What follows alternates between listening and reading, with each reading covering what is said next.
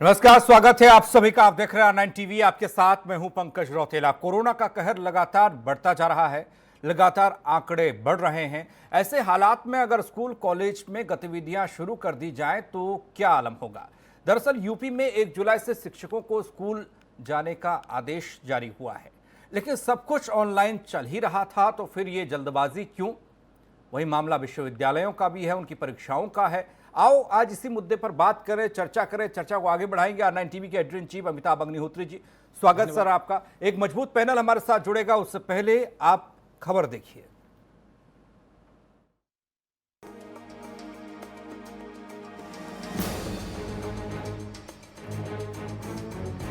सूनी दुनिया, सूना देश, जान बचाने के लाले, हर जगह पर ताले। बेबसी के इस आलम में बीते 3-4 महीने से सबने क्या क्या नहीं सहा है। वही कोरोना के इस आलम में खतरा अभी भी बरकरार है। बावजूद इसके प्रदेश के बेसिक शिक्षा विभाग ने प्राइमरी स्कूलों में शिक्षकों के पहुंचने का मुहूर्त निकाला है। दरअसल बेसिक शिक्षा महानिदेशक विजय किरण आनंद ने आदेश जारी किया है कि 1 जुलाई से सूबे के सभी प्राइमरी स्कूलों में प्रिंसिपल और शिक्षकों का पहुंचना अनिवार्य है। हालांकि इस दौरान स्कूलों में बच्चे नहीं आएंगे, लेकिन बेसिक शिक्षा विभाग के आदेशों के पन्ने पलटे तो शिक्षकों को ट्रेनिंग, एडमिशन और ड्रेस से लेकर कॉपी किताब का हिसाब रखना होगा। कोरोना के इस काल में क्या इतना आसान है सब कुछ? वैसे भी दूर से दूर गांवों में प्राइमरी स्कूलों में सुविधाओं का हाल किसी से छिपा नहीं है। ऐसे में वहां ना तो सैनिटाइजर की सुविधा होगी और ना कोरोना से बचाव के बाकी उपाय। तो फिर 1 जुलाई से शिक्षकों को बुलाना क्या मजबूरी है या फिर जरूरी? इस खतरे में दूसरे राज्य तो पहले ही इस प्रस्ताव को खारिज कर चुके हैं। देश की राजधानी दिल्ली में ना स्कूल खुलेंगे, ना शिक्षक आएंगे। वहीं मध्य प्रदेश सरकार ने भी साफ मना कर दिया है। हिमाचल सरकार ने भी हाथ खड़े कर दिए हैं। प्राइमरी से इतर एक अध्याय विश्वविद्यालयों का भी है। विश्वविद्यालयों में जुलाई से इम्तिहान है। ऐसे में छात्र परेशान हैं कि कोरोना के कठिन समय में कैसे देंगे परीक्षा।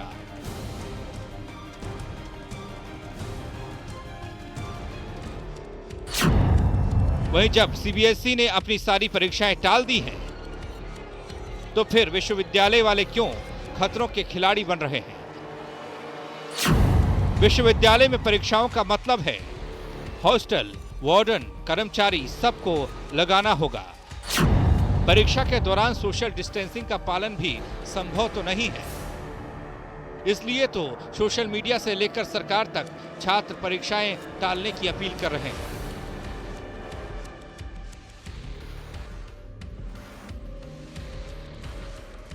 बहरहाल जब 15 अगस्त के आसपास ही पूरी तरह स्कूल खोलने की उम्मीद लगाई जा रही है, तो फिर क्यों 1 जुलाई से शिक्षकों की हाजिरी लगाई जा रही है? सवाल यह है कि जब हर तरफ है बंदी, तो यूपी में क्यों है इतनी जल्दी? इतना सहा है तो थोड़ा और सही। Bureau report, R9 TV, Uttar Pradesh, Uttarakhand. तो इस जल्दबाजी को समझने की कोशिश करेंगे, ये जरूरी है या फिर मजबूरी है, इसे समझने की कोशिश करेंगे। मेहमान हमारे साथ जुड़ चुके हैं। संजीव मिश्रा, प्रवक्ता बीजेपी, थोड़ी ही देर में हमारे साथ जुड़ेंगे। डॉक्टर RP मिश्रा, प्रवक्ता माध्यमिक शिक्षक संघ, हमारे साथ हैं। सुशील पांडे जी, अध्यक्ष प्राथमिक शिक्षक संघ, हमारे साथ हैं। डॉक्टर हिलाल नकवी जी, प्रवक्ता कांग्रेस, हमारे साथ हैं। राजपाल कश्यप जी, MLC समाजवादी पार्टी, हमारे साथ हैं। अमिताभ अग्निहोत्री जी, चर्चा को आगे बढ़ाएंगे। अमिताभ जी, आपके जरिए, ये जरूरी है या मजबूरी, वो भी कोरोना काल में जब खतरा टला नहीं है? देखिए, मुझे लगता है स्कूल में टीचर जाएं प्राइमरी स्कूल्स में, ये बहुत भी जरूरी हो बेसिक शिक्षा विभाग की नजर में, तब भी ये निर्णय अभी ठीक नहीं। ये महंगा निर्णय है, प्रदेश इसको अफोर्ड नहीं कर पाएगा। हमने कहा जान है और जहान है, दोनों को देखना है। प्राइमरी स्कूल में टीचरें जाएं, ये जहान का विषय नहीं है जी। ना। जहान का जो विषय था वहां हमने जोखिम लिया, बाजार खोला ताकि व्यापार चले, पेट पले। यह अनावश्यक एक मूवमेंट बढ़े प्रदेश भर में, बड़ी संख्या है अध्यापकों की, बसें में जाएंगे आएंगे, बहुत सारी परिस्थितियां हैं। और अभी बच्चे स्कूल नहीं जाते मिड ऑफ अगस्त तक कम से कम। जो केंद्र की राय बन रही है वो यही है कि भाई 15 अगस्त तक बच्चों की तो उपस्थिति स्वीकार नहीं होगी देश को। तो जब 15 अगस्त तक बच्चे अभी नहीं जाने, मोटा मोटा मानकर चलिए कैलेंडर, तो वहां अध्यापक अभी से क्या करेंगे? जब बच्चों को बुलाने पर देश में, प्रदेश में एक सहमति बन जाए कि भाई फला तारीख से आप बच्चे आ सकते हैं इन एहतियात के साथ, उससे 5 दिन 7 दिन 10 दिन पहले अध्यापकों को बुला लीजिए।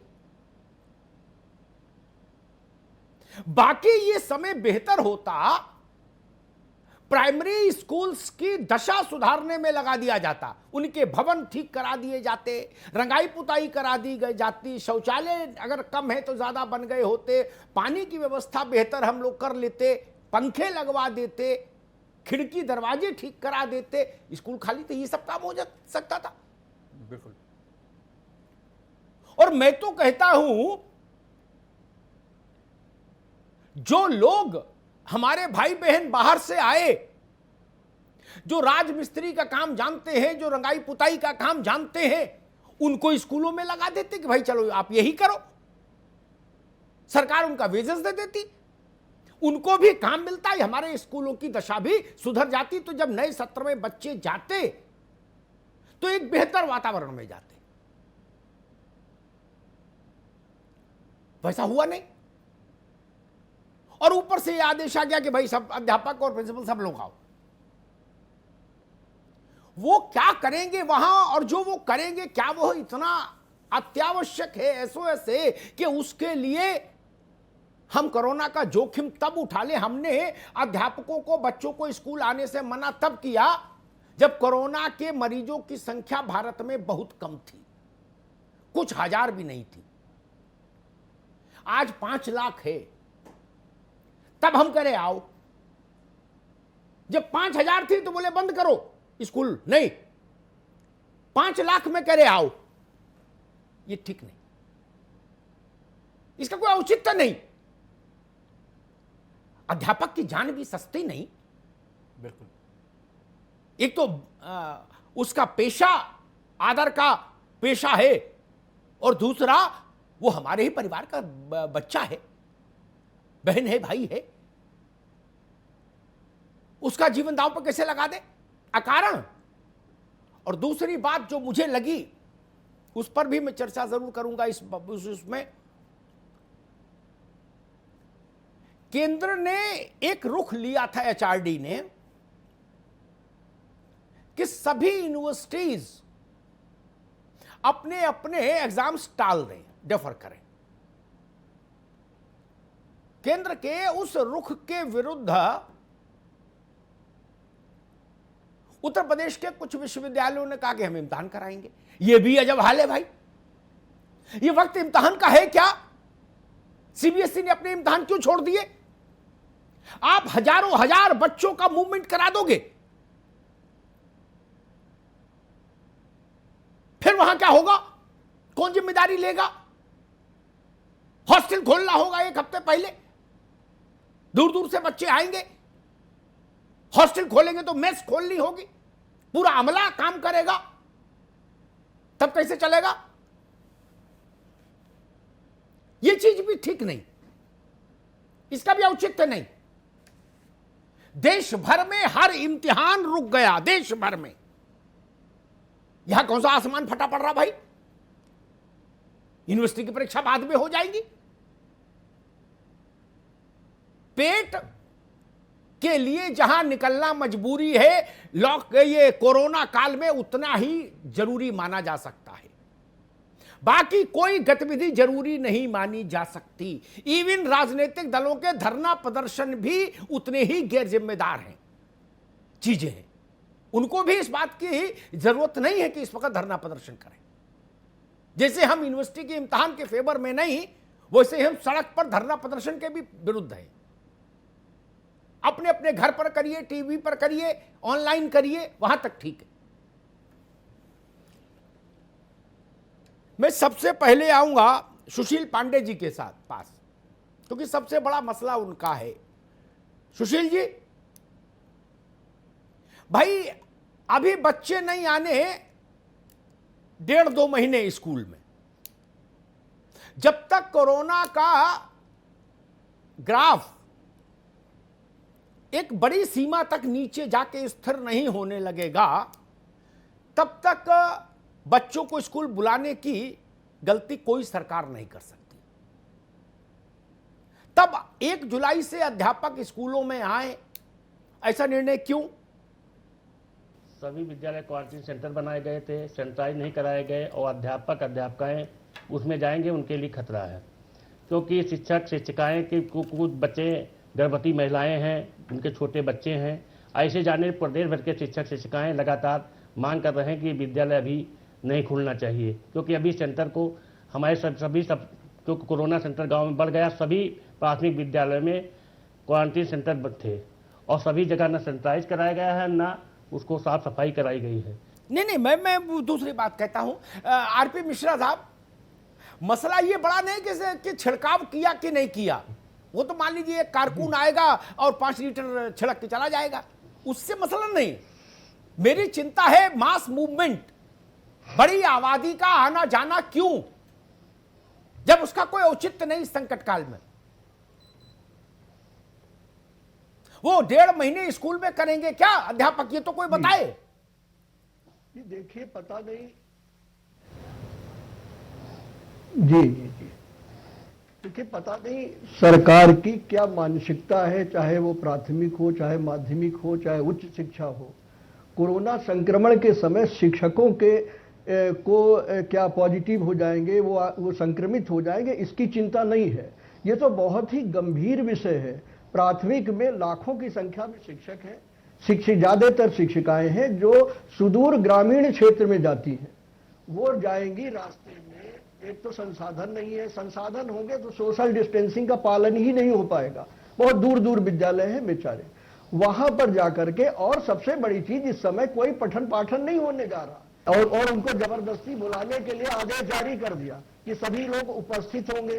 तो ये अव्यवहारिक है, ये नहीं करना चाहिए। जबकि दूसरे स्टेट्स में ऐसा नहीं है, बच्चे और शिक्षक दोनों नहीं बुलाए जा रहे, क्योंकि अगर ये संक्रमित होंगे तो एक बड़ी संख्या में, लाखों की संख्या में उनके परिवार है, छोटे बच्चे हैं, वो घर पहुंचे क्या करेंगे। अभी जिद करी माध्यमिक के जब मूल्यांकन हो रहा था, हम लोग सहमत थे, लेकिन रेड जोन तक में मूल्यांकन कराया गया। परिणाम क्या हुआ कि फिरोजाबाद जनपद और कई जनपदों के शिक्षक संक्रमित हुए, बाद में पता चला। इसके बाद गोरखपुर में शिक्षिका की इतना तनाव में थी, मूल्यांकन के बाद आई, घंटे भर बाद डेथ हो गई। सरकार बिल्कुल संवेदनशीलता नहीं थी, इस पर ध्यान ही नहीं दिया। और इसी तरह से उच्च शिक्षा में आपने कहा विश्वविद्यालय की परीक्षाएं होंगी, परीक्षाएं शुरू कराने की जब स्थिति आई तो वहां पर एक शिक्षिका संक्रमित हो गई, 2 शिक्षक हो गए, बंद कराना पड़ा। अब फिर 7 जुलाई से कराने की सोच रहे हैं। ये क्या है सरकार का कि शिक्षकों के प्रति ऐसा दुराग्रह नहीं करना चाहिए। कोरोना में कोई संक्रमित होगा, वो उनके परिवार वाले होंगे, समाज में क्या असर पड़ेगा देखना चाहिए। माननीय उच्च न्यायालय तक में विश्वविद्यालय की परीक्षाओं का मामला गया है। तो सरकार को ध्यान देना चाहिए कि अभी कोई जरूरत नहीं है, बच्चों को पठन पाठन की कोई अभी इस समय स्थिति नहीं है, तो उनको विद्यालयों में नहीं बुलाना चाहिए। जो भी कराते हैं आप उनको कह दीजिए, बाद में हो जाएगा, अभी विद्यालय अगस्त में खुलेंगे, कोई ऐसी स्थिति नहीं है। शिक्षक जब जाएंगे, अगर उनका कोर्स होगा, अध्यापन कार्य होगा तो वो कर लेंगे, पढ़ाना तो उन्हीं को है। ये बहुत ही अव्यवहारिक है। सरकार को इस पर ध्यान देना चाहिए, विचार करना चाहिए, और ना ये मानते हैं, चाहे सेंट्रल गवर्नमेंट की। डॉक्टर हिलाल नकवी हमारे साथ हैं, नहीं करते। और डॉक्टर हिलाल नकवी हमारे साथ हैं, कांग्रेस के प्रवक्ता हैं और अध्यापक हैं, सबसे बड़ी बात है। हिलाल भाई, ये दो चीजें गले नहीं उतरी। एक तो सारे टीचर आए प्राइमरी के स्कूल में, मैं ये पूछते पूछते थक गया कि ये करेंगे क्या, डेढ़ महीने कथा का आयोजन करेंगे स्कूल में कि हवन करेंगे, क्या करेंगे?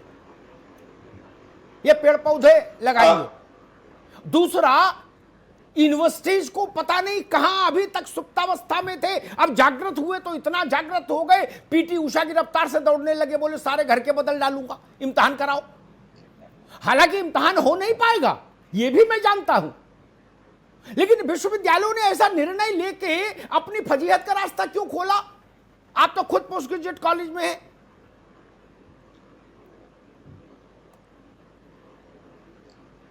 अमिताभ भाई, यहाँ जो नीति निर्धारक लोग हैं उनको आप बहुत अच्छे से जानते हैं, उनको दो हिस्सों में बांट सकते हैं बहुत आराम से।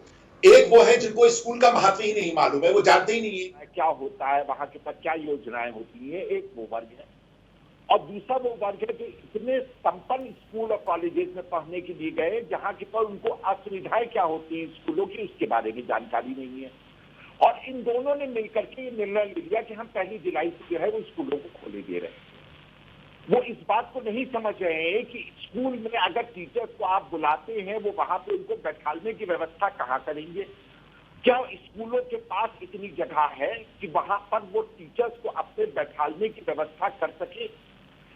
क्या स्कूलों के पास इस तरह की व्यवस्थाएं मौजूद है कि वहां पर मिलने के लिए जो आसपास के विद्यार्थी या जो लोग आएंगे उनको रोका जा सके कि इनको भाई नहीं अंदर जाना है?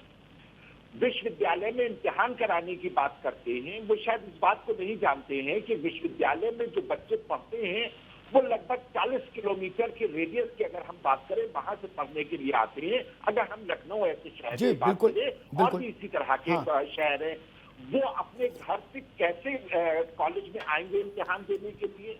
अगर वो हॉस्टल में रुकते हैं तो वो हॉस्टल में रुकने की क्या व्यवस्था की जाएगी? उनको जो है वो एक सामाजिक दूरी बना करके किस तरह से बैठाला जाएगा? और इन बच्चों को भीड़ में ना जमा होने पाए, आपस में एक दूसरे से दूरी बना करके रखे, ये कार्य जो है वो कम से कम हम नहीं समझते कि दुनिया का कोई भी व्यक्ति या कोई भी प्रशासन इन बच्चों को ये समझा सके कि एक दूसरे से दूरी बना करके रखो। इम्तिहान के जो कक्षा है उसमें तो हो सकता है टीचर के डर से उनसे दूरी बनाई जा सके, लेकिन जब वो स्कूल से इम्तिहान के बाहर आएंगे तो उनकी दूरी नहीं बनाई जा सकती है। जिस वक्त वो ढूंढ रहे होंगे कि उनका रोल नंबर जो है वो किस क्लास में पड़ा है, वहां पर जो भीड़ लगेगी उसको कौन रोकेगा, कैसे रोका जाएगा, हमारी समझ के बाहर है कि आखिर क्या इतनी जल्दबाजी है। जो आप बात कह रहे हैं वो यही है कि इसके पीछे कोई औचित्य हो कि हाँ हम इस वजह से कर रहे हैं, हमारी अर्थव्यवस्था की जा रही है, बच्चों का भविष्य जो है वो खराब हुआ जा रहा है। अगर हमारा सेशन 2 महीने देर हो जाता है, 3 महीने देर से हो जाता है, तो कौन सी ऐसी मुसीबत हो जाएगी? पूरे भारत में यही व्यवस्था है। ऐसा तो है नहीं किसी एक जगह पर हो जिसकी वजह से सिर्फ वहां के स्कूल के या कॉलेज के लोग उठेंगे। और अगर 3 महीने तक के हमारा सेशन डिले होता है तो हम अपने जो अगले साल की गर्मी की छुट्टियां और जाड़ों की छुट्टियां या अन्य छुट्टियां हैं उनको अगर हम नहीं लेते हैं तो निश्चित रूप से ये साल जो है ये पूरा हो जाएगा। ऐसी कोई बात नहीं होगी कि बिल्कुल ठीक बात कही हिलालक भी, आपने बिल्कुल अच्छी बात कही। मैं राजपाल कश्यप के पास चलूं। नकवी जी ने एक बड़ी अच्छी बात कही, 3 महीने मान लीजिए सेशन पीछे भी हो जाए, तब उस वक्त मैं इनकी नहीं सुनूंगा, सुबह सुशील पांडे जी की और आरपी मिश्रा जी की। हालांकि ये लोग तब भी आएंगे कि नहीं ये तो बहुत अन्याय हो रहा है, तब मैं कहूंगा छुट्टी कैंसिल कर दो। अब ये जो त्योहार जो 200 दिन स्कूल बंद रहता है खोलो, 365 जितने दिन बच्चे खोलो, तब इनकी नहीं सुनूंगा, पांडे जी की मिश्रा जी की। हालांकि मैं जानता हूं ये लोग यूनियन के नेता हैं, तब भी आएंगे कि ना छुट्टी तो बहुत जरूरी है, मौलिक अधिकार है, लेकिन तब कहेंगे नहीं काम करो। लेकिन अभी नहीं, अभी हम आपकी लड़ाई लड़ेंगे, लेकिन स्कूल खुलने के बाद हम आपकी लड़ाई में नहीं शामिल होंगे छुट्टी के लिए। तब हम कहेंगे बिना कहा, जब स्कूल बंद था तब भी सैलरी मिली ना, तो अब चुपचाप पढ़ाइए, जितने दिन साल में बचे हैं बच्चों का कोर्स पूरा कराइए। राजपाल कश्यप, स्कूल में व्यवस्था क्या होगी नहीं होगी वो तो बाद के प्रश्न है। मूल प्रश्न तो ये, हम ये जोखिम क्यों उठा रहे हैं जब हम ये बता नहीं पा रहे कि ये अध्यापक वहां करेंगे क्या 1.5 महीने? स्कूलों में शतचंडी यज्ञ होगा, लक्ष्य चंडी यज्ञ होगा, क्या करेंगे? या मनरेगा का काम करेंगे, गांव में जाके क्या करेंगे स्कूल में?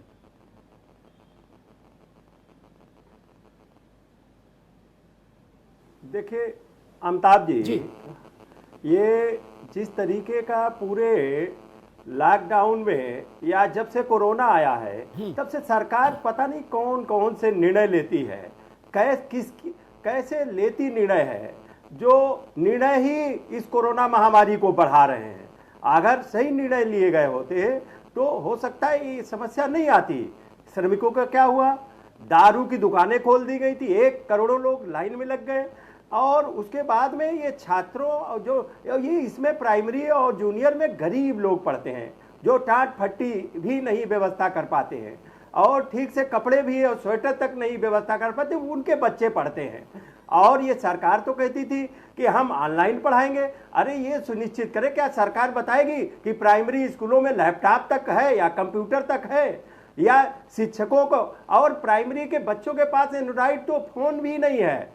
जो बच्चे फीस नहीं जमा कर सकते, किसान के बेटे जो 2 वक्त की रोटी ठीक से नहीं खा सकते, वो एंड्रॉइड फोन, तो ये तो कहते थे ऑनलाइन पढ़ाएंगे। और हम सबसे पहले तो आज यूपी बोर्ड के बच्चे जो पास हुए हैं हाई स्कूल इंटर के, उनको बधाई देता हूं। और माननीय अखिलेश यादव जी तो पास होते थे, लैपटॉप देते थे, 18 लाख लैपटॉप दिए। आज छात्र पढ़ रहे हैं उनसे, जिन छात्रों के पास है। लेकिन ये तो कहते थे, घोषणा पत्र में लिखा था बीजेपी ने कि हम लैपटॉप देंगे और इंटरनेट फ्री देंगे, आज तक नहीं व्यवस्था कर पाई। हाँ, मौखिक कह रही हम ऑनलाइन करेंगे, ये कर देंगे, वो कर देंगे, सारी घोषणाएं हो रही हैं। और विश्वविद्यालय, लखनऊ विश्वविद्यालय में परीक्षा होने जा रही, जब समाजवादी छात्र सभा के लोग मांग करने जाते हैं कि भाई इस समय न परीक्षा कराई, तो उनसे लाठियों से भाजा जाता है। ये लोकतंत्र है अमिताभ जी। ये नौजवानों को पीटा जा रहा, छात्र संघ तो बंदी कर दिए क्योंकि छात्र समस्या अपनी रखते थे। राज्यपाल का शब्द रुकना होगा। बीजेपी कितनी परीक्षा लेगी? अरे दोबारा आएंगे आपके पास, अब आपके बात आगे। अब मैं भारतीय जनता पार्टी के पास चलूंगा, संजय मिश्रा के पास। 2 बातें अपनी तरफ से रखूंगा, बाकी जो बातें और हमारे मित्रों ने कही उसका वो उत्तर देंगे। एक चीज तो ये कि Uday Pratap college Banaras, DAV college Kanpur, Agra college Agra, Meerut college Meerut, Bareilly college Bareilly, ये इतने बड़े कॉलेज हैं कि यहां तो दमचौरा हो जाएगा इस माहौल में अगर इम्तिहान कराएंगे। ये समझ नहीं क्या, ये चीजें दिमाग में रखी नहीं जाती क्या निर्णय लेते समय? संकट पैदा हो जाएगा। और वोट किसके लिए ये संकट बुलाया हमने? जब हमसे समय पूछेगा, इतिहास लिखा जाएगा कि हमने ऐसा निर्णय क्यों किया, तो क्या उत्तर देंगे हम? और जब हमसे समय 20 साल बाद ये सवाल उठेगा कि भाई उस समय आपने ऐसा विचित्र फैसला क्यों लिया कि प्राइमरी स्कूल के 2 लाख 3 लाख टीचरों से कहा चलो स्कूल 1 तारीख से। हम कहते हैं वॉशरूम व्यवस्थित होने चाहिए, संक्रमण वहां से भी आता है इसका। प्राइमरी स्कूल में एक ही बाथरूम होता है, बच्चे तो सब खुले में ही जा रहे ज्यादातर में, उसी में सब टीचर जाएंगे। ये तमाम जोखिम, मतलब ये क्या वो सर्कस में नहीं होता था मौत का कुआं, उसके अंदर एक लड़का मोटरसाइकिल चलाता था, वैसा प्रयोग करना चाहते हैं क्या हम लोग? संजय मिश्रा जी, संकट बढ़ जाएगा पूरे प्रदेश के लिए, और प्रदेश के लिए संकट बढ़ेगा तो देश के लिए संकट बढ़ेगा। जी संजीव जी। शैक्षणिक सत्र को भी गति देनी होती है अमिताभ जी, शैक्षणिक सत्र को गति देनी होती है। हाँ। और नई चूंकि प्रवेश प्रक्रिया को भी गति देनी है, और बच्चों के लिए ऑनलाइन क्लासेस चल रही हैं।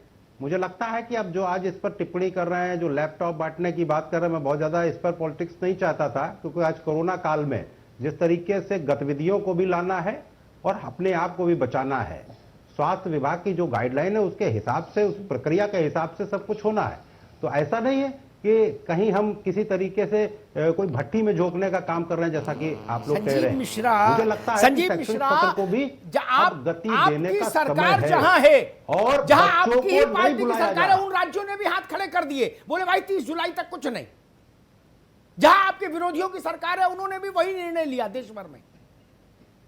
नहीं, इस मामले में मैं उत्तर प्रदेश के माननीय मुख्यमंत्री जी की तारीफ करूंगा। उन्होंने इतना उस पे कठोर काम किए हैं, 24 घंटे जग करके, मेहनत करके, मीटिंगें वो करके, ठीक बात हर है। स्तर से संजीव मिश्रा, कोरोना से जो मैं लड़ाई एक लड़ी, बात- मैं समझता हूँ एक उत्तर मिनट। प्रदेश में जो लड़ाई संजीव लड़ी गई मिश्रा, है वो मैं एक ऐतिहासिक बात है। समझना चाह रहा हूं और आपसे। जितना ठीक, एक बात समझना चाह रहा हूं, आप अपनी बात रख लीजिए। ये 1.5 महीने प्राइमरी जी, स्कूल जी। में टीचर्स क्या करेंगे, किस चीज को गति देंगे, वो चीज हमको समझा दीजिए कि भाई इस चीज को गति देंगे ये वहां।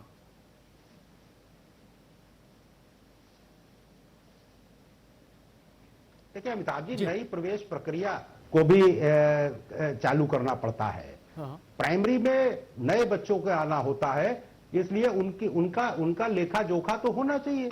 ऑनलाइन भले ही वो फॉर्म भर करके एडमिशन्स लेंगे, लेकिन एक गतिविधियां तो चालू होनी चाहिए। हमने सारी पूरा लॉकडाउन भी खुल गया है। ये समस्या तो विपक्ष की है कि लॉकडाउन है तो इनको समस्या, लॉकडाउन खुलता है तो इनको समस्या, इनको हर स्तर पर समस्या होती है, क्योंकि ये इस तरीके के, मतलब मुझे लगता है फ्रस्ट्रेटेड लोग हैं कि आज की तारीख में कोरोना जैसी महामारी के विषय में सबको एकजुट होकर के एक माहौल बनाना चाहिए था। लेकिन ये तो जब चाइना से लड़ाई होगी तो ये क्या बातें करेंगे, और ये कोरोना से जब हम लड़ाई लड़ेंगे तो ये क्या बातें करेंगे, ये कौन सा चाइना धरना छोड़ो प्रदर्शन भाई। करेंगे, ये किन मुद्दों को उठाएंगे। दरअसल में विपक्ष के पास मुद्दे नहीं है। और समाजवादी पार्टी के साथी का जरूर जवाब देना चाहूंगा। ये लैपटॉप की बात कर रहे थे, इन्होंने 18-19 लाख लैपटॉप बांटे। आपने तो कहा था कि जितने बच्चे इंटरमीडिएट में पास होंगे उन सबको देंगे। आप 5 साल में दे पाए अपनी सरकार में। आपने कहा था हाई स्कूल के बच्चों को टैबलेट देंगे, ये आपके मैनिफेस्टो में लिखा हुआ था, आपने नहीं दिया। आपने कहा था मुसलमानों को आरक्षण देंगे, आपने नहीं दिया। मैं तो पॉलिटिकल बात नहीं करना चाहता था, लेकिन जब आप बात कर रहे हो तो उसका जवाब जरूर दूंगा। एक सेरिडॉन सबको देंगे। इन 3 बातों का अरे जवाब सुनो भाई, दे दीजिए। टेबलेट का मतलब एक सेरिडॉन सबको देंगे, किसी के सिर में दर्द ना हो। नहीं, कौन ऐसे सा समझो। टेबलेट ठीक देंगे है। 5 साल अब की रुको सरकार संजय में? मिश्रा, एक रुको, हिलाल नकवी कुछ कहना चाह रहे हैं। जी नकवी जी। हम बहुत छोटी सी बात कहना चाह रहे हैं। संजीव भाई जो है वो बड़े पुराने प्रवक्ता हैं। अब वो इस वक्त कोरोना से लड़े, वो विपक्ष से नहीं लड़िए। आप जो है वो स्टूडेंट से मत करिए, छात्रों से मत करिए। आपसे एक बहुत सीधा सवाल पूछा गया है। वो सवाल ये पूछा गया है कि क्या प्राइमरी स्कूल में टीचर्स आएंगे, वो क्या करेंगे। आप ये कह रहे हैं कि वो वहां बैठ के एडमिशन करेंगे, तो मतलब ये छात्रों को भी आप बुलाएंगे। अभी तक की जो है वो भारतीय जनता पार्टी इस चीज को लेके स्पष्ट नहीं कर पा रही है कि वो छात्रों को बुलाएंगे या नहीं बुलाएंगे। वहां जो ऑर्डर आया उसके अंदर खाली टीचर्स बुलाए जाएंगे। हमारे प्रवक्ता महोदय कह रहे हैं कि नहीं, छात्र आएंगे, वो एडमिशन भी लेंगे। नहीं, छात्र नहीं आएंगे अभी ना, नहीं, इसीलिए मैंने कहा था कि वहां अध्यापक क्या करेगा। मैं तो जान रहा हूं ना क्या फैसला है। एडमिशन लेंगे, अभी कोई छात्र नहीं आने वाला। संजीव जी ने क्या कहा कि वो वहां आकर के एडमिशन की प्रक्रिया पूरी करेंगे, तभी तो हमने कहा। नहीं, उन्होंने क्या कहा अगर होगा, आपने तय तो कर लीजिए। लेकिन मेरी जानकारी है छात्रों को स्कूल में नहीं बुलाया जाएगा। आप नहीं समझ पाए हिलाल भाई, ये 30 साल कांग्रेस बेहाल है, इसलिए आपकी समझ में नहीं आया। पार्टी है, इन्होंने एक जानकारी दी, दूसरी जानकारी दी, तीसरी जानकारी दी। 10-10 मिनट के अंतर के ऊपर तो बहुत महत्वपूर्ण जो विषय होते हैं उसके जानकारियां बदल देते हैं। ये तो हो सकता है स्पिन बदल दी हो अमिताभ भाई। बच्चों का मूवमेंट तो हो, आप समझ नहीं पाते, समस्या ये है आपके साथ। नहीं, बच्चों का हम जो बोल रहे हैं वो आप या तो समझ नहीं रहे या समझना चाहते तो अभी संभव ही नहीं। जी सुशील पांडे, संजीव मिश्रा जी कह रहे हैं कि भाई एडमिशन करेंगे अध्यापक जी, बच्चा आएगा नहीं, उसका माता पिता डर के मारे निकलेगा नहीं। अच्छा, किसान अपनी खेती करेगा कि यहां आएगा, वो सब्जी लेके मंडी जाए कि यहां आएगा, वो जान रहा कि अभी कुछ होना जाना है नहीं। क्या करेंगे अध्यापक? अभी इसके संबंध में बताया गया कि ऑनलाइन क्लासें लेंगे, बताया गया है, निर्देश दिए गए। तो ऑनलाइन क्लास में जो हमारे बच्चे विद्यालय में पढ़ते हैं, उन विद्यालय के बच्चों के अभिभावक के पास एंड्रॉइड फोन नहीं है। 10% जो ऑनलाइन क्लास की बात की जा रही है वो 10% से ज्यादा ये हो ही नहीं पा रहा है। 90% जो अभिभावक हैं उनके पास एंड्रॉइड फोन नहीं है, और ना डाटा है और ना गाँव में दिक्कत भी इंटरनेट की रहती है। इसलिए ये असंभव नहीं है कॉन्वेंट विद्यालय के नहीं, प्राथमिक विद्यालय में ये जाकर ऑनलाइन क्लासेस शिक्षक कर पाएंगे, एक किसी प्रकार का संभव नहीं है। ये निश्चित रूप से ये संभव नहीं। विद्यालय में शिक्षकों को जाना है, न वहां पर साफ सफाई कराई गई है, न क्वारंटीन सेंटर बने हुए थे। तमाम प्रदेश के शिक्षकों ने मुझसे फोन करके अनुरोध किया कि हमारे छोटे बच्चे हैं, क्वारंटीन सेंटर थे, न साफ सफाई हुई, कैसे जाएंगे, हमारे लिए जान का संकट है कि हमको कैसे बचाया जाए। नहीं देखिए, अभी तक बेसिक शिक्षा डिपार्टमेंट विभाग को ही, उसके महानिदेशक को ही समझ नहीं आ पा रहा कि अध्यापक करेंगे क्या। उन्हीं को पता नहीं। वो होता है भाई ठीक है, पहुंचो फिर देखेंगे। ये समय वो नहीं कि पहुंचो फिर देखेंगे, कोई भंडारा थोड़ी ना होना है। आज भी देश का एक ही सूत्र वाक्य है जिसको प्रधानमंत्री बार बार दोहरा रहे हैं, बहुत जरूरी नहीं हो तो मत निकलिए, बहुत जरूरी नहीं हो तो मत निकलिए। यूं ही निकलो पहुंचो, सब लोग को रैली हो रही क्या? ऑनलाइन रजिस्ट्रेशन कैसे हो जाएगा प्राइमरी में?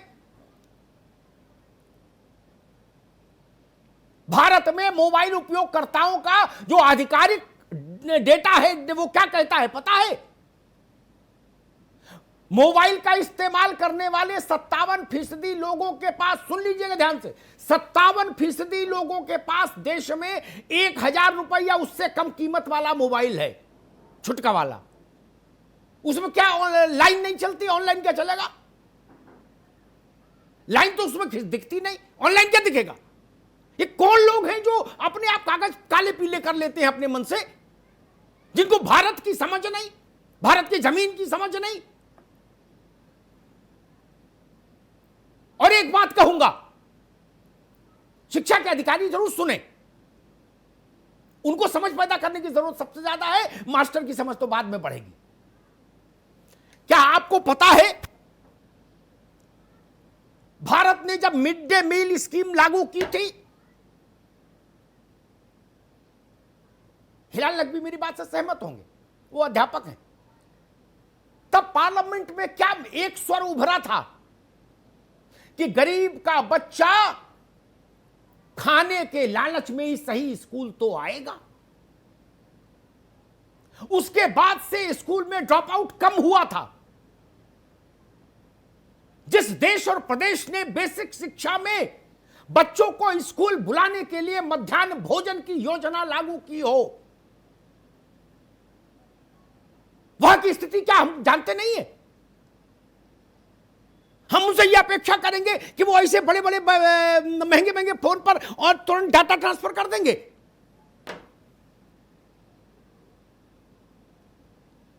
रेलवे का फार्म दूसरे से भराता है आदमी, बैंक में फार्म बाबू भर के देता है उनका।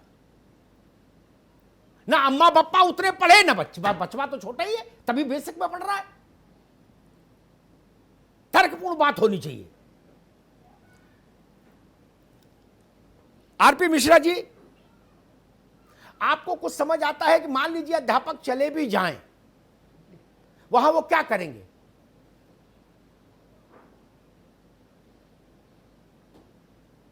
कोई डिस्ट्रिक्ट मजिस्ट्रेट ये रिस्क लेने को तैयार नहीं होगा कि वो स्कूल के लिए बच्चों का मूवमेंट को ओके कर दे। कोई कलेक्टर ये रिस्क लेने को तैयार नहीं। कलेक्टरों को अपनी जान की पड़ी है, वो कह रहे मेरा नंबर बढ़ जाता है मेरे यहां तो मेरे लिए संकट पैदा होता है। शाम को रिपोर्टिंग होती है, कितने नंबर आए तुम्हारे जिले में? जी जी जी जी जी जी जी जी नहीं, सही बात है, गार्जियन भी नहीं आएंगे। और दूसरी जो एडमिशन की बात कही जा रही है, तो मेरा कहना है कि वहां पर 5 या 8 कक्षाएं होती है बेसिक में, तो जो पहली से पास होकर के दूसरी में गए, दूसरी तीसरी में गए, तीसरी चौथी में गए, चौथे पांचवें में गए, 8वें तक, तो उनके एडमिशन की कहां आवश्यकता पड़ती? एक आध जो इधर उधर जाते हैं या आते वो होंगे। प्रवेश अगर एक में करना तो भी इस समय ऐसे छोटे बच्चों के लिए कोई गार्जियन वहां जाएगा नहीं। स्थितियां बहुत ही गंभीर हो गई हैं, कोरोना संक्रमण बढ़ रहा है। अब आज देख लीजिए, एक दिन में 18,000 से अधिक की संख्या में संक्रमित हो रहे हैं, जबकि 18,000 संक्रमित नहीं थे पूरे देश में, तब लॉकडाउन लागू किया गया। आज जब एक दिन में 18,000 ये संख्या बढ़ रही बराबर, उस समय ये बाध्य करने की स्थिति पैदा की गई है कि वो शिक्षक और शिक्षिकाएं विद्यालयों में जाए, वहां काम कुछ नहीं है, बैठे ये संवेदनहीनता है शिक्षकों के प्रति, चाहे माध्यमिक हो, बेसिक हो, उच्च शिक्षा हो, सभी शिक्षकों के साथ किया जा रहा है। क्या दिल्ली सरकार या दूसरी सरकारों ने बंद किया, शिक्षक नहीं बुला रहे? वहां पर तो परीक्षाएं भी सीबीएसई की स्थगित कर दी गई, कैंसिल कर दी गई। यहाँ उच्च शिक्षा की परीक्षाएं कराने के लिए तिथि निर्धारित कर दी गई। माननीय उच्च न्यायालय उसमें हस्तक्षेप कर रहा है। तो सरकार की स्थिति है कि शिक्षकों को पहुंचना है, अगर संक्रमित ठीक है, हो जाए ठीक है, तो ठीक है, उनकी ठीक है, ठीक है मिश्रा जी, ठीक है, आरपी मिश्रा, ठीक है, समय कम है, मैं बाकी मेहमानों के पास भी चलूंगा। हिलाल नकवी साहब, राजस्थान, झारखंड, दिल्ली, मध्य प्रदेश, शिवराज जी मध्य प्रदेश में इन लोगों ने अनाउंस कर दिया कि जुलाई में कोई मूवमेंट नहीं चाहिए एजुकेशनल फ्रंट पर, हमको अगस्त में सोचेंगे, जुलाई में सिर्फ कोरोना से लड़ेंगे और बाजार खुला रहे, उद्योग धंधे चल पाए, इसकी व्यवस्था करेंगे, नथिंग एल्स। ध्यान कहीं डाइवर्ट नहीं करना हमको। आखिर उन लोगों को भी ये समझ तो होगी ना कि भाई शैक्षणिक सत्र भी आया है, इसको भी देखना है। फिर भी उन राज्यों ने, तमिलनाडु, हाँ तमिलनाडु ऑल्सो, ये फैसला किया। पश्चिम बंगाल, उन्होंने तो लॉकडाउन ही इंक्रीज कर दिया। असम में आज देख रहा था 31 जुलाई तक लॉकडाउन कर दिया। नकवी साहब जी, अमिताभ भाई देखिए, हमने फिर से एक मतलब अपनी बात को कहते हैं कि ये बिल्कुल समझ के बाहर है कि इस वक्त क्या जल्दी है। ऐसी कौन सी जल्दी है, कोई कारण बता दे, सरकार कह दे कि ये कारण है जिसकी वजह से हम चाहते हैं। आप कारण नहीं बता रहे हैं। आप एग्जाम कराने के लिए इतने ज्यादा कि आप किसी की सुनने को नहीं तैयार है। आखिर में कोर्ट में जाना पड़ा, वहां से हस्तक्षेप की उम्मीद है कि वहां से हस्तक्षेप हो जाएगा। और हमको इस बात का भी डर है कि कहीं कोर्ट ने भी इजाजत दे दी कि इम्तिहान कराए जाएंगे, तो कैसे कराए जाएंगे इम्तिहान? कोर्ट में जाने की जरूरत ही नहीं होनी चाहिए थी। इतनी जो है वो हमको अपनी सरकार से उम्मीद है कि अगर 1 महीना 1.5 महीना हम मान लेते हैं कि शिक्षक जो है वो घर पे बैठेगा, वो छुट्टी में रहेगा, तो आप वो 1 महीना 1.5 महीना वो अतिरिक्त काम करके अपने कोर्स कंप्लीट करेगा और अगला सेशन पूरा करेगा। इस वक्त जब अपने आप में संक्रमण की जो स्थिति है वो ये है कि लगातार तेजी से हर जगह बढ़ रही है, ऐसे में आप गैर जरूरी तौर के पर लोगों को सड़कों पे लेकर के आएंगे। आज आप कह रहे हैं कि अभी शिक्षक आएंगे, 10 दिन बाद आप कह देंगे कि नहीं जो है वो छात्र भी आ सकते हैं। तो आप बताइए कहां कहां के ऊपर कैसे ये सारी सब चीजें होंगी? ये हमारी समझ के बाहर है कि ये ज्ञान किसने दिया है उत्तर प्रदेश सरकार को कि इस वक्त जो है वो यूनिवर्सिटी के इम्तिहान कराए जाए, इस वक्त जो है वो प्राइमरी है, बेसिक है, इनको सबको खोल दिया जाए, वहां के पर टीचर्स आए, टीचर्स के बैठने की जगह नहीं है। और अमिताभ भाई 50% से ज्यादा आज भी स्कूल ऐसे हैं, विशेष करके ग्रामीण क्षेत्रों में या जो अर्ध शहरी क्षेत्र हैं, जहां पर टीचर्स के लिए टॉयलेट नहीं है। एक बंद दरवाजे का टॉयलेट उनके पास नहीं है, एक स्वच्छ टॉयलेट उनके पास नहीं है। वो वहां पर 8 घंटे बैठेंगे, 5 घंटे बैठेंगे, क्या करेंगे वहां? ठीक बात है, अच्छा जी, ये भी महत्वपूर्ण बात है। ठीक है हिलाल भाई, ठीक है। राजपाल कश्यप, वही सवाल मेरा, जितनी चीजें जरूरी थी उन जरूरी चीजों के बारे में जब अनलॉक का प्रोसेस देश में शुरू हुआ तो केंद्र ने जो दिशा निर्देश निकाले उनमें उन सब चीजों को शामिल कर दिया जो पेट से जुड़ी चीजें थी। लेकिन जो पेट से जुड़ी चीजें नहीं थी उनके लिए कहा अभी इंतजार कीजिए, स्थिति सामान्य होगी तब चिंतन होगा। और खास तौर पर जब शिक्षण की बात हो तो शिक्षण तो सामान्य मनस्थिति में हो ही सकता है। बुला के आप बांध के किसी को कहीं डाल दो, इस भय के वातावरण में कौन पढ़ेगा कौन पढ़ाएगा? राजपाल कश्यप, देखिए अमिताभ जी, जुलाई के लिए तो एम्स के डॉक्टरों ने भी कहा था कि जुलाई में और महामारी बढ़ेगी और 5 लाख तो केसेज लगभग हो चुके हैं। और दूसरी बात, स्कूलों में कोई व्यवस्था नहीं है, सांप तक निकल रहे थे, क्वारंटाइन सेंटर बने थे। ऐसी अव्यवस्था में पहले तो व्यवस्था करनी चाहिए, इनको सुरक्षा किटें उपलब्ध कराना चाहिए टीचरों को, और कहीं कोई व्यवस्था तो है नहीं।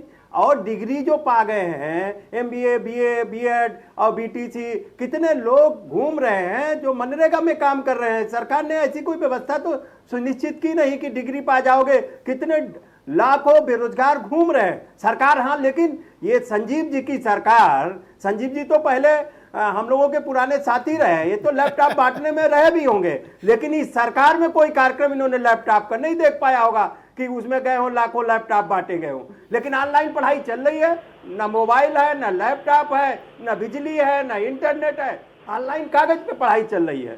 सारा भर्ती तक तो करा नहीं पाए, 69,000 की भर्ती लटकी पड़ी, 68,000 की लटकी पड़ी। शिक्षकों की कमी है, कोई काम तो ठीक से एक भी परीक्षा नौजवानों की करा नहीं पाए, और विश्वविद्यालय में और कॉलेजों में परीक्षा की बात करते हैं। और ये बीमारी अगर फैल जाएगी, अभी तो लोग बीमार हो जा रहे हैं अमिताभ जी, कैंसर और कितने लीवर से पीड़ित लोग तड़प तड़प के मर जा रहे हैं हॉस्पिटलों में, कहीं देख नहीं रहा कोई, कोरोना की वजह से कितने लोग मर जा रहे हैं। और अगर कहीं बीमारी और महामारी फैल गई, और गरीब बच्चे कहाँ से आएंगे?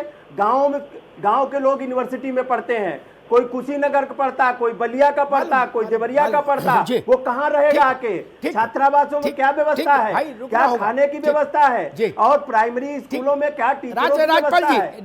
राजपाल जी, अब रुक जाए, अब समय कम है, मैं संजीव मिश्रा के पास चलूंगा। एक मैं अपना अनुभव बता देता हूं, मेरे ख्याल से वो सबके लिए अच्छा रहेगा।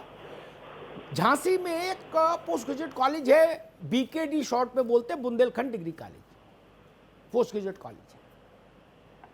हमारे फादर जब वहां प्रिंसिपल थे, तब वहां 22,000 लड़का था उस वक्त। 8 जिलों का लड़का पूरे झांसी मंडल का वहां आता है, बांदा से, बबेरू से, तिंदवारी से, मऊरानीपुर से, गरौठा से, मोट से, ललितपुर से, पूरे मंडल का। अरे भाई साहब, कुंभ का मेला कराओगे भाई इम्तिहान करा के? रेलम रेला हो जाएगा, दरोगा भी मार खाएगा, अध्यापक भी पिटेगा, बवाल होगा। कौन किसको डिस्टेंसिंग कराएगा वहां? और ये रिस्क अभी हम क्यों लें? अभी हम अपनी ऊर्जा लगाएं कि फैक्ट्री चल जाए, ताकि 1,500 लोगों का पेट उससे जुड़ा है, अस्पताल सुरक्षित चले, क्वारंटीन सेंटर्स ठीक से चले, जांचें ठीक से हो। इसके अलावा कोई ऊर्जा हम में बचती है क्या कि अभी हम ये एक नया चैप्टर भी खोल लें? संजीव मिश्रा जी,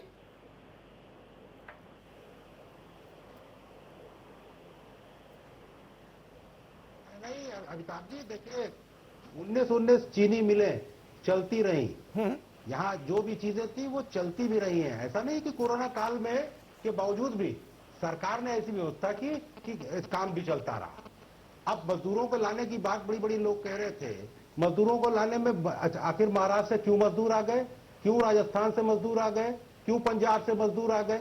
कहने का मतलब वहां की सरकारें अक्षम थी जिन्होंने मजदूरों की व्यवस्था नहीं की। हाँ। और आज उत्तर प्रदेश की माननीय मुख्यमंत्री जी ने किया। दिल्ली से अगर लोग आ रहे थे, वह बॉर्डर पे छोड़े जा रहे थे, तो बसें लगा करके उनको सिस्टम में लेके आए, और आज उनको भी नौकरी देने की बात कर रहे हैं, तो विपक्ष को हजम नहीं होता। उत्तर प्रदेश में जिस तरीके से काम आज हो रहा है, क्या ये जो हिलाल भाई कह रहे हैं, ये भी हमारे भाई है, ये कह रहे हैं 1-1.5 महीने रोक लेते। अमिताभ जी आप बताइए, 1-1.5 महीने में क्या कोरोना चले जाने वाला है? क्या 4 महीने 5 महीने पहले हम ये नहीं सोच रहे थे? क्या जिस समय लॉकडाउन किया गया उस समय देश की स्थितियां इस तरीके की थी, यही भी विपक्ष के लोग विरोध कर रहे थे कि ये लॉकडाउन कैसे हो जाएगा, कैसे सिस्टम चलेगा, कैसे लोगों को खाना पीना मिलेगा, कैसे वहां सारी चीजें पहुंचेंगी। तो कहने का मतलब यह है कि आज पूरा विश्व मोदी जी को चाह रहा, और मोदी जी से हमारा केवल विपक्ष जो है वो घबरा रहा। ये है स्थिति। और मैं आपको डंके की चोट पे कहूंगा, परीक्षाओं की बात कर रहा हूं, सोशल डिस्टेंसिंग भी होगी, मास्क भी लगा करके अगर परीक्षाएं होंगी तो निश्चित रूप से। आज देश कोरोना से घबरा रहा है, दूसरी घबराहट आपने बता दी। छोटे चैनल पे होते ना तब ये सब ठीक लगता था। हिलाल भाई अब बहुत सीनियर हो गया, अब बहुत सीनियर है, अब बड़े चैनल पे सुन लिया करिए, फिर अपने समय में सब बोल लिया करिए। ये इसीलिए 30 साल कांग्रेस में हाल, मुझे कुछ कहने की ज्यादा जरूरत नहीं है जी। चलिए, संवादकीय टिप्पणी के लिए अमिताभ जी के पास हम चलते हैं। अमिताभ जी प्लीज। देखिए, मैं तो फिर भी वही बात कहूंगा, संकट काल जब होता है अधिकारियों को ये समझना चाहिए, तो केवल जरूरी, बहुत जरूरी काम ही किए जाते हैं जी। घर में कोई बड़ी बीमारी से ग्रस्त हो जाए सदस्य परिवार का, तो शॉपिंग नहीं करते, फिर उस दौरान सिनेमा नहीं जाते, स्कूल भी नहीं जाते बच्चे, क्योंकि अम्मा उसको देखे कि बच्चों को नहलाए धुलाए, टिफिन लगाए। सारा फोकस होता है कि चाचा ठीक हो जाए। वैसे ही समाज चलता है, देश चलता है, प्रदेश चलता है। शिक्षा बड़ी चीज है, कौन उसके महत्व से इनकार करता है, लेकिन यह समय नहीं। देश के अधिकांश राज्यों ने इस बात को मंजूर नहीं किया। ये जोखिम का सौदा है, और सब ठीक भी रहे, मान लीजिए हमारे सारे अध्यापक भाई बहन ईश्वर की कृपा से दुरुस्त रहे, कोरोना को लेकर निगेटिव रहे, तब भी हम क्या पाएंगे?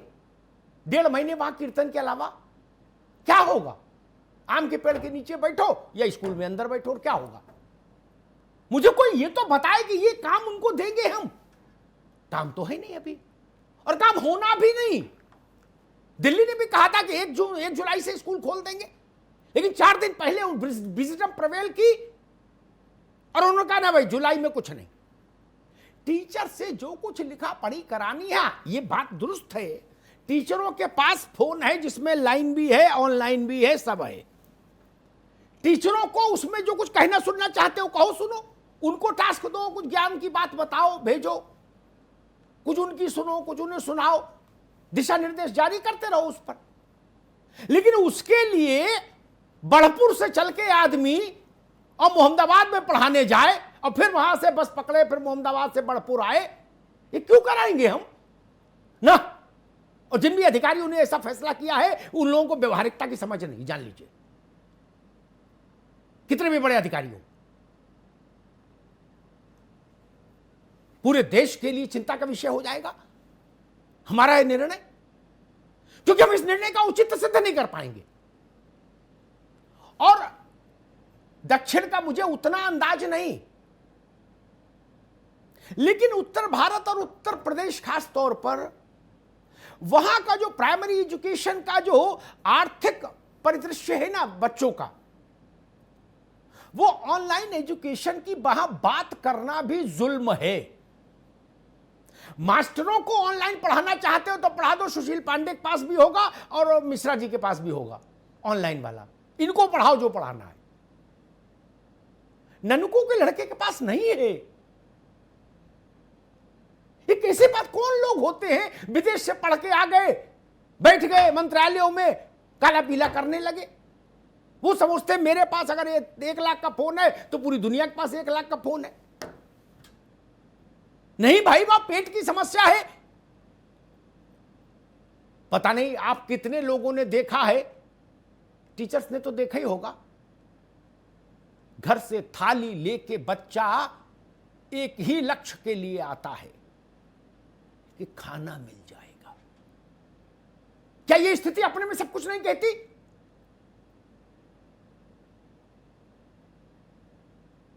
एक बेहतर विकल्प है। हर राज्य, कुछ राज्य ऐसा कर रहे हैं, हर राज्य अपने 2-2 चैनल, जो दूरदर्शन के राज्य का चैनल जो सेटअप होता है, उसमें 2 चैनल डेडिकेट करें एजुकेशन के लिए। वहां से कुछ अच्छी बातें सिखाइए, दिखाइए। आखिर रामायण सीरियल लोगों ने देखा ना, पढ़ाई की बात भी देखेंगे। समझ में आती है मेरी बात? एक तरफ हमारा प्रशासन कहता है, कलेक्टर के बेचारे कप्तान, कलेक्टर सब इसमें हलकान है कि भाई कम लोग निकलो, जरूरत नहीं है तो क्यों निकल रहे हो। कहीं चिरौरी कर रहे हैं, कहीं सख्ती कर रहे हैं, कहीं कह रहे 3 दिन के जिला बंद रहेगा, कोई कह रहा 2 दिन बंद रहेगा, 5 दिन खुलेगा। ये सब प्रयोग कर रहे हैं ना, इसीलिए कर रहे हैं कि इस संकट से कैसे बचे। और मान लीजिए हम सब खोलना चाहें शिक्षा व्यवस्था को, छोड़िए हायर एजुकेशन, माध्यमिक को, 2-2.5 करोड़ बच्चा है प्राइमरी में उत्तर प्रदेश में, बेसिक में। उतना बड़ा ह्यूमन मूवमेंट कोरोना काल में हम झेल सकते हैं क्या? उत्तर है नहीं, नहीं, नहीं। और बच्चे तो सबसे ज्यादा रिस्क जोन में है। हमारी सरकार कहती 10 साल तक का बच्चा घर से बाहर नहीं, घर के अंदर रहे। तो पहली में कौन पढ़ने जाएगा? बच्चे के पिताजी थोड़े ना जाएंगे। और बाकी ठीक ही बात कही, जो दूसरी में है वो सुओ मोटो तीसरी में चला गया। 8वीं तक फेल करने का काम वैसे भी नहीं है। मैं निवेदन करूंगा इस फैसले पर पुनर्विचार करें बेसिक शिक्षा के महानिदेशक। यह फैसला ना प्रदेश के हित में है, ना देश के हित में है, ना समाज के हित में है, ना अध्यापकों के हित में है। यह समय ऊर्जा को बांटने का नहीं है। सारी ऊर्जा इकट्ठी करके अभी हमको कोरोना से लड़ना है। और एक बात यूनिवर्सिटीज के लिए भी है, आखिर सीबीएसई को जब लेकर सुप्रीम कोर्ट में बहस हुई तो केंद्र सरकार ने बहुत सुचिंतित पक्ष रखा और बहुत अच्छा पक्ष रखा, और उसको सारी राज्य सरकारों ने इंडोर्स किया था। उन्होंने कहा यह परिस्थिति नहीं, यह मनस्थिति नहीं, ना इम्तिहान कराने वाले की ना इम्तिहान देने वाले की, भाई ना इतना मूवमेंट देश झेल सकता है। तो उन्होंने कहा हम जनरल प्रमोशन दे देंगे। एक नियमावली बना दी, सुप्रीम कोर्ट ने मोहर लगा दी, बात खत्म हो गई। कितना मूवमेंट होता देश में, क्यों हो मूवमेंट, मूवमेंट ही तो रोकना है। और एक बात संजीव जी ने कही थी, उनकी बात में दम है कि इसकी गारंटी कौन लेगा कि कोरोना कम हो जाएगा। भगवान के अलावा कोई नहीं ले सकता।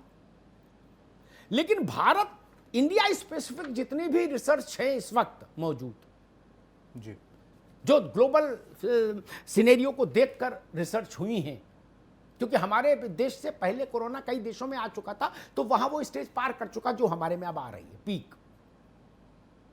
एक जनरल ओपिनियन बन रही है विशेषज्ञों की, हम लोगों की नहीं, पत्रकार नेता नहीं, विशेषज्ञों की, कि 15 जुलाई पीक का टाइम होना चाहिए देश में। एक हफ्ता इधर एक हफ्ता उधर मान लीजिए, 15 जुलाई एक टेंटेटिव बिंदु है, पीक पर होगा। और जिन भी देशों में दुनिया में ये पीक पर पहुंचा है, पीक के बाद डिक्लाइन किया है। और डिक्लाइन का जो वो है क्रम है, वो 2 महीने लेता है कम से कम। उसको ठीक ठाक डिक्लाइन दिखाने में, जमीन तक आने में, शिखर से ढलना शुरू होता है, यूं यूं यूं, फिर यूं आके स्थिर होता है जी। तो इसलिए ये परसेप्शन है देश भर में, जो लोग कोरोना के युद्ध को केंद्र में लड़ रहे हैं, ब्यूरोक्रेट्स खासतौर पर, वैज्ञानिक, उनसे बात करिए तो वो लोग इस मान्यता के पक्ष में हैं कि 15 सितंबर के आसपास देश में कोरोना स्थिरीकरण का दौर होगा। लेकिन अभी तो चढ़ाई सीधी है 15 जुलाई तक। और ये पीक का भी एक साइंस है, ये बात और कह दूं, ये विषय का नहीं लेकिन मेरे ख्याल से कहना जरूरी है, पीक की भी एक साइंस है संजीव बाबू। एक्टिव मरीजों का परसेंटेज जब 0 हो जाता है तो पीक माना जाता है। अभी हमारे यहां 2 है, 2%, उसको 0 होने में अभी 10-15 दिन का समय है। वो 0 हो जाएगा, वही दिन होगा पीक का, और पीक के बाद डिक्लाइन। इसलिए होप फॉर द बेस्ट, अभी जल्दबाजी की जरूरत नहीं। धन्यवाद। बहुत बहुत शुक्रिया संजीव मिश्रा जी, डॉक्टर आरपी मिश्रा जी, सुशील पांडे जी, डॉक्टर हिलाल नकवी जी, राजपाल कश्यप साहब, बहुत बहुत शुक्रिया अमिताभ जी आपका भी। तो कोरोना का खतरा अभी टला नहीं है, और इस खतरे के बीच में ही एक खबर ये निकल कर आई कि उत्तर प्रदेश में बेसिक शिक्षा विभाग ने ये कहा कि शिक्षक पहुँचे स्कूलों में, लेकिन स्कूल में बच्चे नहीं पहुँचेंगे। और सवाल ये कि अध्यापक क्या करेगा स्कूल में। जवाब खोजने की छोटी सी कोशिश थी इस कार्यक्रम के जरिए। फिलहाल इतना ही, बाकी खबरों के लिए आप बने रहिए 9 टीवी के साथ, सिर्फ खबर के लिए।